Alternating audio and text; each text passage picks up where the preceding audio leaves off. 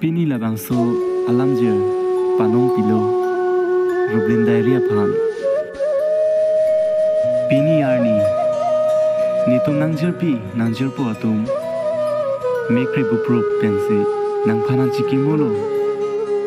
nitum senga rong pen do thek thedetlo athema nang rengti ga hot kiklem tikang asai ingbon ilang prayun e nang mumang dak piu thialong pachi thang ponji nitum lapen nangki munida phan kisu kiun ia hot kirabdun abang lapen kilang dun abang pini nang lapuson kimanang ki ningduk pigang nitum non puta nang lamarjan kaselam lang bomlang nang res kaselam nitum lang bomlang lahai kelang along pen nitum mekri pum pum chipa bunang koplo athema nang lamarjan along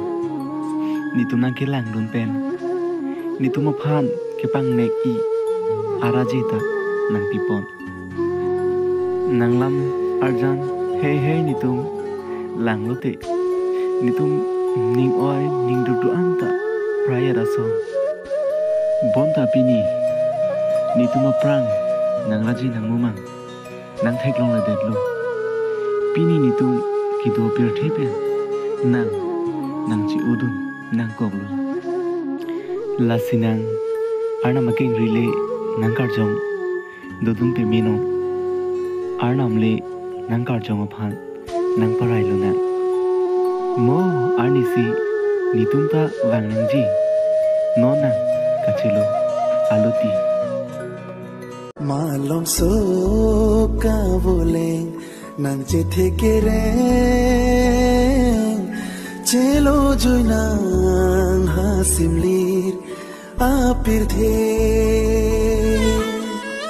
kirnela nang karjong thai dang nilo hello vi loti